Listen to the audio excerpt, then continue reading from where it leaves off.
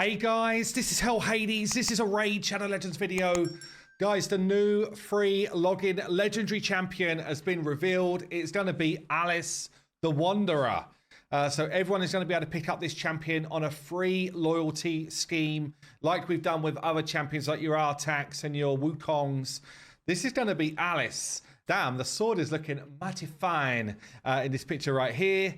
We're going to be able to pick up Alice on our free-to-play 2025 adventures, which is going to be quite fun. So very early on in fact, from day one, we're going to be starting to collect Alice on the free-to-play 2025 because this is dropping, let me just check the dates here.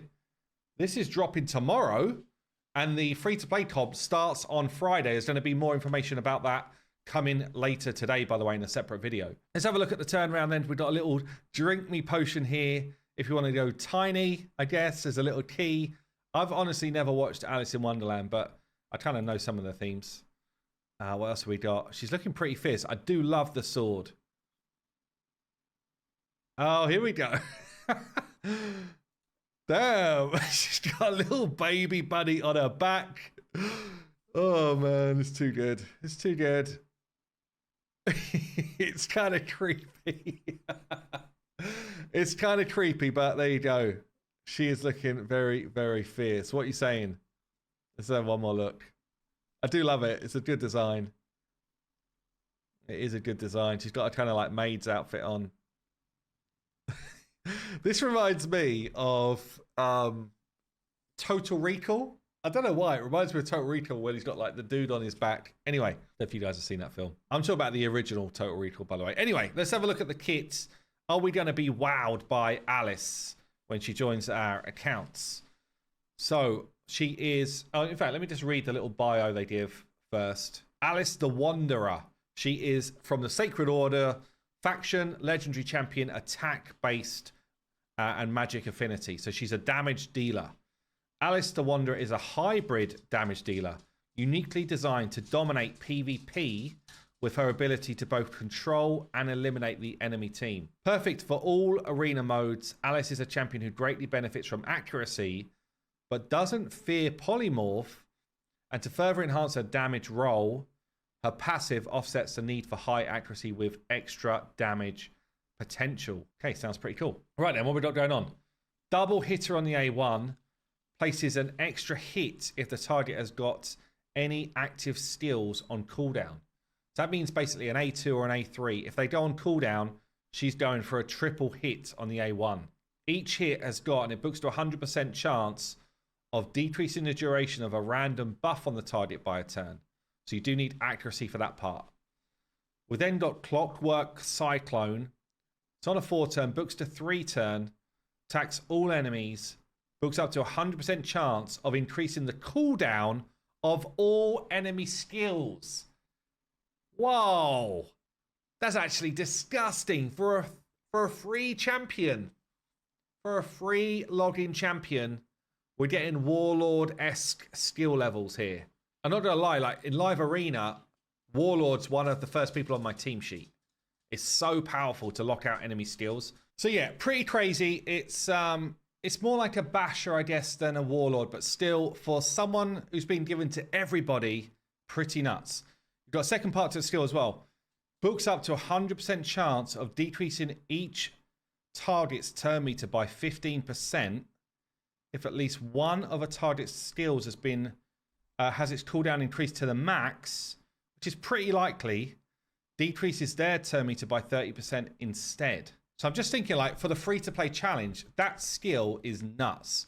Any wave-based content, any, like, Doom Tower, Faction Wars, any of the dungeons, except for except for Spider, I guess. But yeah, this is a crazy skill.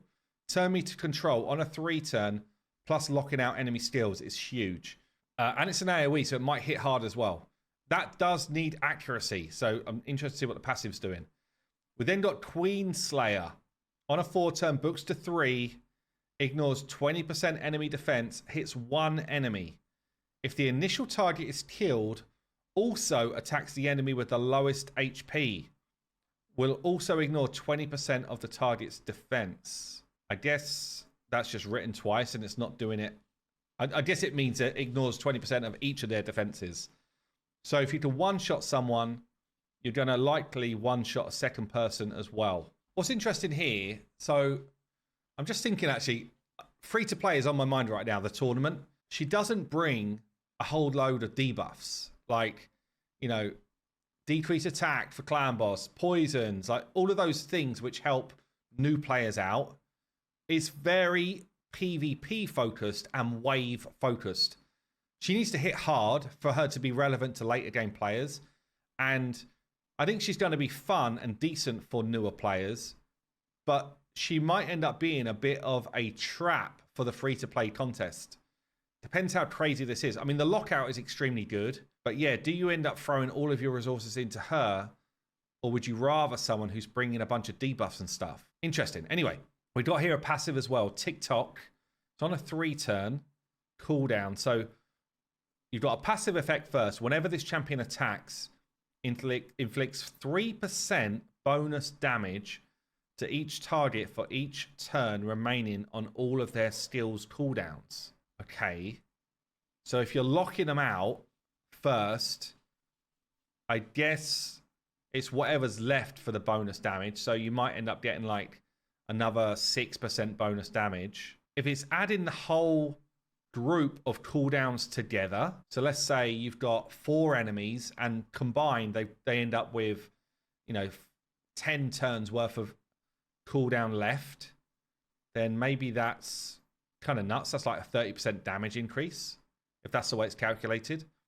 The bonus damage is counted individually for each target. Okay, so maximum here, you probably got like someone who might have a 5-turn cooldown, so you're getting like an extra 9% bonus damage. You obviously can't put enemies like clan bosses stuff on cooldown, so you'll straight up just be gaining, you know, 3 or 4 times this, so like, you know, probably about 9% extra damage. You then got the active, which is the 3-turn cooldown. Resets the cooldown of one of this champion's skills each time they kill someone. So if they kill someone with that if they do the A2, lock out the whole enemy team, push back some turn meter. If they then kill someone on the A3, they bring the A2 back active again. And if they then kill someone with the A2, they bring the A3. Oh no, let's do it on a 3-turn cooldown. Okay. Whew, still pretty nuts. So one thing that's a bit confusing to me, where they'd said up front, her passive, perfect for all arena modes. Alice is a champion who greatly benefits from accuracy, but doesn't fear the polymorph blessing. I guess because she doesn't do debuffs. But she does do turn meter drop. I'm sure that is also possible to trigger polymorph, right? And to further enhance her damage dealer role, her passive offsets the need for high accuracy because she gets extra damage, right? I thought there was going to be something in a passive that basically means that you gain accuracy for your attack or something like that. There's nothing like that. You do need to build accuracy to basically do the A2 and to have a chance to decrease a buff on the A3. So you could build a 0 act and to drop her turn meter. Like, she needs accuracy in her build to do stuff, which means that the builds are harder to achieve. But yeah, I mean, you could end up pairing her with somebody who's got like an accuracy aura or something like that. But damn, feels like a pretty decent one. They do say as well, this will start on January the 8th. Phase 1 will last 14 days.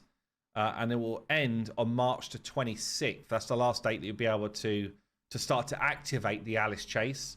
And they've also confirmed that there will be a soul, like with the Skeletor and, you know, some of these other ones where you go into phase 2 and you've got the chance to earn up to a 5-star soul, which again, for the free-to-play challenge is insane. A 5-star soul is absolutely immense. So yeah, really big.